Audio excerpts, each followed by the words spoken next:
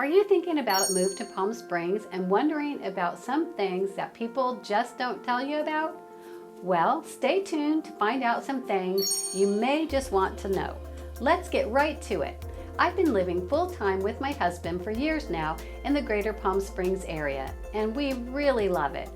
Yes, like with any city, there is good, the bad, and even the ugly. I'm starting with the good because there's so much good here in our desert area. Let's start with that it's less expensive to live here compared to other California cities. For instance, Los Angeles is 32% more expensive than Palm Springs, and Los Angeles housing costs are 66% more than the Palm Springs area. Pretty great, I'd say, because Palm Springs is a world-class vacation destination and living here always feels like you're on vacation. Hi, I'm Kim Bloch, local realtor here who helps buyers and sellers navigate our market, but I also love to share everything about the greater Palm Springs area. You can find my contact information in the below description. And make sure that you hit that subscribe button as it helps me grow with my channel and you'll be the first to see my new videos. I have helped many buyers from Orange County, Los Angeles, and San Francisco purchase homes here. The common words from their mouths are, wow, if this $700,000 house was for sale in Orange County, it would be well over $1 million. I always get a huge smile on my face and say, yes, I know. The greater Palm Springs area is about 10% less than what the median cost throughout the state is. And it's more affordable than other big cities in California. Another great plus in the greater Palm Springs area is that our city does not discriminate. You will find people here from many ethnic and spiritual backgrounds. The city is also a beacon of equality for the LGBTQ community, and if you don't feel like you fit in where you currently live, then settling down here could be one of your best decisions ever. The desert has some of the best outdoor activities. There's golf, tennis, pickleball, hiking, biking, polo, and plenty of fitness studios to keep you in shape during the hot months. And if you haven't experienced going to a polo game, head over to the El Dorado Polo Club in Indio. Opening day is on Sunday, usually the first week in January. Matches are 12 p.m. to 2. You can either tailgate or bring a picnic or even head to the clubhouse restaurant with a full service of a la carte menu and bar. It makes for a really fun day. The one thing I love is that we live in a very casual environment. No need to suit up here. We can be comfy in our shorts and sandals most of the year. It's a very casual vibe. I don't think you could ever get bored in the greater Palm Springs area. We have the Living Zoo Gardens to learn about the native plants and flowers, an open-air museum that's filled with combat aircraft from the Second World War, an aerial tram in Palm Springs that rotates while you head up the mountain to take in the breathtaking views. This aerial tram is the largest rotating tram. It travels over 2.5 miles along the breathtaking cliffs of Chino Canyon and is approximately a 10-minute journey. The elevation at the top is 8,516 feet. You can enjoy 2 restaurants, observation decks, a natural history museum, 2 documentary theaters, a gift shop, and over 50 miles of hiking. If you want a little relief during the hot summer months, you can take a tram ride and experience about a 20-degree difference in temperatures.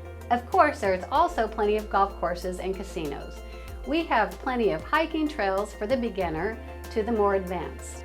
One of my favorite hiking trails is the Bump and Grind in Palm Desert. There are 310 plus miles of trails in Coachella Valley to explore. There is a really fun Red Jeep tour company. Here you can learn about the fascinating geology, local agricultural scenic vistas, as well as abundant desert flora and some amazing hiking options. How about going on a celebrity tour? Take a guided tour so you don't have any distractions while you're driving. Hear stories of the famous residents like Elvis Presley, Nat King Cole, and Marilyn Monroe. The guide can take you by all the landmark homes. Another wonderful thing about our lovely desert is that we have exceptional health care. As a matter of fact, there are 2 that earn rankings among the best. Eisenhower Health in Rancho Mirage earned the #1 ranking for Riverside and San Bernardino metro area, followed by Desert Regional in Palm Springs. I can keep going on and on about the good things in the greater Palm Springs area. But now let's talk about the not so great things. There isn't much in terms of economic diversity. The primary driver to our beautiful desert area is tourism. The desert is very much a resort-style atmosphere. It allows for many employment opportunities in the area of hospitality, but not much in the manufacturing or technology field. So, unless you're an entrepreneur or if you're one of the lucky ones to be able to work from home, you may find it a bit hard and challenging to settle down here as a young professional. The cost of living here in the Greater Palm Springs area is a lot higher than the national average. The housing costs are very affordable. You will find the cost of services in almost every other area much higher. According to the Cost of Living Index, the Greater Palm Springs area ranked at 131.3 on a scale of 100.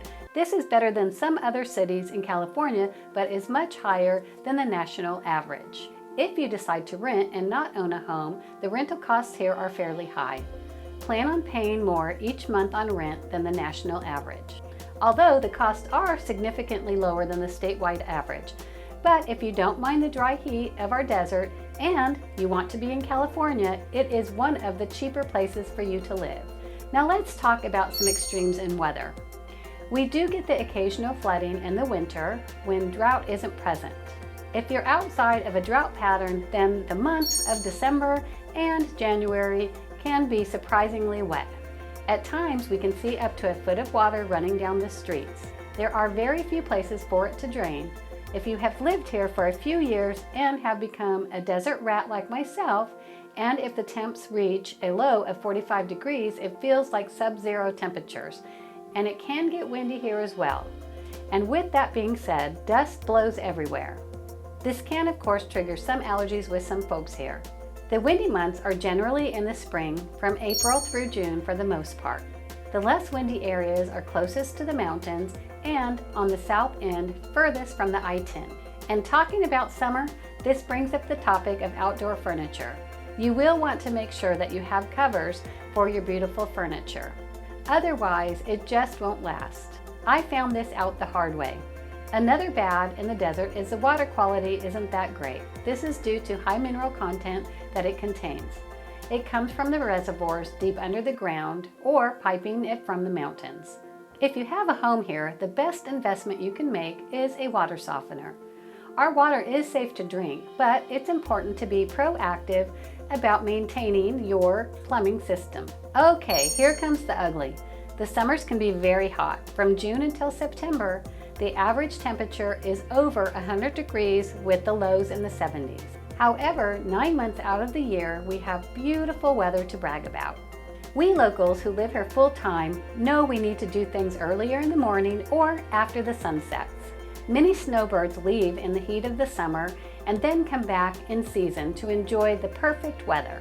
When you are a full-timer here and can't take the heat, we can go up to the mountains or to the beach to escape. They are just a hop, skip, and jump away. Another ugly would be that during the season from, say, October through May, when the tourists and seasonal people come, it can get busy. In the last couple of years, snowbirds are coming a little earlier and staying a little longer. You do need to wait to get in restaurants, and there is more traffic on the roads. We locals see a difference in people and traffic. But most living a life in a more congested city like Los Angeles or Orange County would probably say we are spoiled. You do need to have transportation here. Although the Greater Palm Springs area is very pedestrian friendly, you will need a car to get around as the entire valley is quite large. You can certainly drive to El Paseo, known as the Beverly Hills of the desert, and get some nice walking in, or even downtown Palm Springs, where there is always something fun going on with shops, art galleries, and some top-notch restaurants. We do have earthquakes. We are in California, where the ground does shake every once in a while. We are close to the San Andreas fault line and a few smaller ones. So when living here, you just need to be prepared. California as a whole has higher taxes and higher gas prices than other states, but I guess it's the price we pay to live in paradise.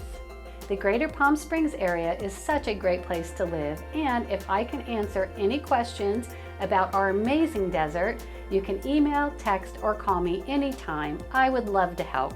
Now watch my next video on what's it like living in the Palm Springs area.